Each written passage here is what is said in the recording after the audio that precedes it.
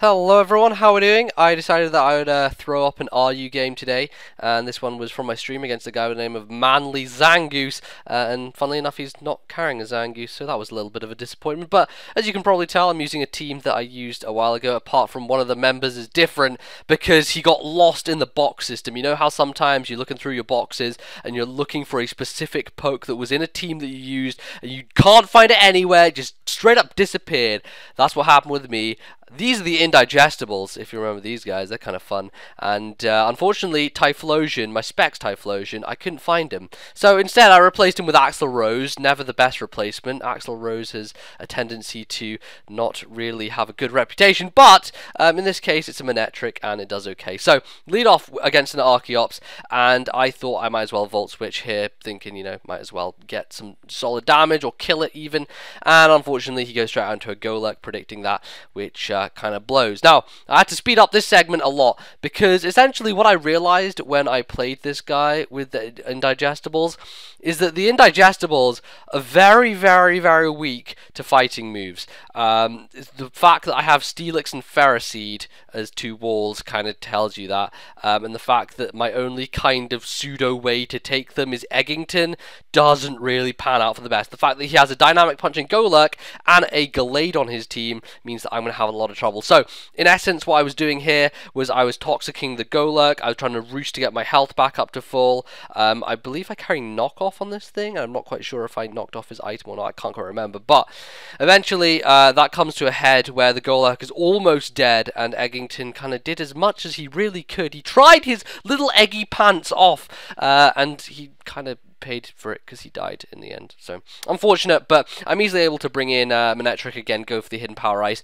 and clean out the Golurk without much trouble. But the unfortunate thing about this, of course, is it lends him a nice opportunity to go into whatever he pleases to now threaten a lot of my team with. So it happens to be Gallade, and I am like, well, balls. The weird thing about it is that he's carrying Will-O-Wisp, which you can run status Gallade, and I don't really see it that often. Most people just run pure offensive, but he's running Bulk Up with Will-O-Wisp plus Drain Punch plus Shadow Sneak, I think, so it's kind of a strange set, but anyway, sped up this entire section again, because essentially all I'm doing is leech seeding him, plus protecting to get HP back, and just trying to set up some spikes in the turns before that. Really, I couldn't do anything with Ferroseed, and I kind of let that thing die as well. So now two of my defensive dudes are dead, gone forever, and he still has the Gallade left, which now threatens everything in my life. I go into Archeops, Fartiops, of course, and then I remember, God freaking damn it, my Archeops has a rock gem, not a flying gem. So, because of that retardedness, I have to switch out. I go into my Steelix, honestly thinking that he's just going to Drain Punch, but it turns out that he's Shadow Sneaking instead. So I can call that prediction, right? That's what I was saying in the stream. I totally predicted that, even though I didn't really in any way. But I'm back to full health, so I can definitely survive a Drain Punch, even if, you know, he crits me, because I do have the Sturdy. So that would be a fantastic thing I'm going to do is protect first of all to get a bit more Leech Seed going on, and then I believe I'm either going to Roar or I'm going to go for the Stealth Rock on some kind of switch. But no, he stays in and Will-O-Wisp me, so that kind of cripples Steelix for Earthquaking anything if he did want to Earthquake something. Decided to get up the rocks, so now I have spikes and rocks up on the field, one layer of spikes that is, so that's kind of a little bit to my benefit. The only problem is he's kind of pushing my shit in right now with this Gallade just trampling all over my team. I have not found a solid way to stop it, because freaking Archeops has Rock Gem. I used to lord over the fact that Rock Gem was useful, but Flying Gem works better, because if you didn't know, Flying Gem and Acrobatics works because the item gets used up and then the move gets used, so Acrobatics actually gets its full power plus the Flying Gem, which is why it's so much better. Didn't know that back then at the time, so that's why I tried Rock Gem out, and oh well, that's what happened. Well, in essence, he decides to try and set up a bit more on me, goes for the Bulk Up, but I am not going to let that happen. I roar him straight out into his own Ferroseed, which, not too much of a problem as long as I get my Manectric in here. Manectric obviously has a fire move. I'm carrying Overheat on this one, and I'm thinking, okay, I can probably take out Ferroseed by going for an Overheat here, but I decided instead, because I am a Scarf set with Switcheroo, I would try and Switcheroo on the Pharisee to try and get rid of that Eviolite and lock him into something. Unfortunately for me, he protects, but I can use that knowledge to my advantage because he now knows that I am a Choice Scarf tricking Pokemon, and knowing that, I think he's going to go out into his Typhlosion. So in order to combat that switch, I go into Hitmonlee thinking, okay, I can probably go for the Mach Punch. Then I realize, well, he's probably just going to kill me with a Stab Fire move from this range, and I kind of need Hitmonlee, the fact that it has priority and the fact that it's going to be good to take that Lantern down. I really have nothing else for Lantern. So I go into Steelix, dodge a Fire Blast on the switch, but not like that's going to matter at all because he's going to hit the next one and that's going to take me out clean. So unfortunately Steelix is going to go down, but I don't know, it kind of works out in the way that I now have a free switch into the Typhlosion and I can probably go into Archeops, threaten him with the Rock Gem boosted Stone Edge, and that is going to be good. So that's exactly what I do, and even if he is Scarfed, which he is, I do resist the Fire Blast, so I should be able to live it with over half, and I just about manage it. 147, just on the cusp of defeatist range, and I actually go for the Earthquake there, surprisingly. I guess that I wanted to get a solid hit as opposed to the opportunity that Stone Edge might miss, so that made a bit more sense there. So, goes into his own Archeops, and I'm thinking, okay, it's probably going to come down to a speed tie, and I should be able to maybe win this if I get lucky. I don't get lucky, and fuck my life, he's running a special Archeops with Ancient Power. I was like, wait, who? Where? What century do I live in now? What is going on? So that's weird. It actually works for him, but yeah, I don't even. So I'm going to go to Manectric, knowing, obviously, because I'm Scarfed, I'm going to outspeed this guy. I'm going to go for the Volt Switch to take him out cleanly, and, you know, it would have been nice to take him out earlier so that my own Archeops wouldn't have gone down, but hey, I guess that's what you get.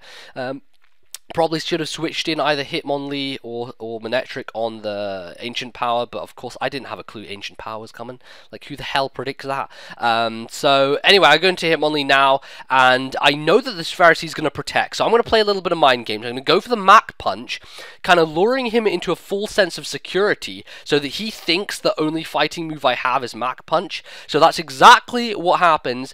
He gets duped by that. I go for the high jump kick on that turn, and obviously he felt safe staying in. He is going to get cleaned out by a high jump kick, so nice little thing there, little thing that you should definitely pay attention to if you know something has protect. And I mean, in that scenario, high jump kick would have just destroyed my own Hitmonlee if I'd gone for it on the protect. So a cool little tip there, or something that you should generally watch out for when you're playing this game and protect and high jump kick. So there you go, whatever, I'm going to switch out. I'm going to go into my Manectric to take on the Glade, and in essence this was the stupidest move I made in the game, which kind of tipped the balance. He only has Glade and Lantern left, and I know I need Hitmonlee to kill both of these guys.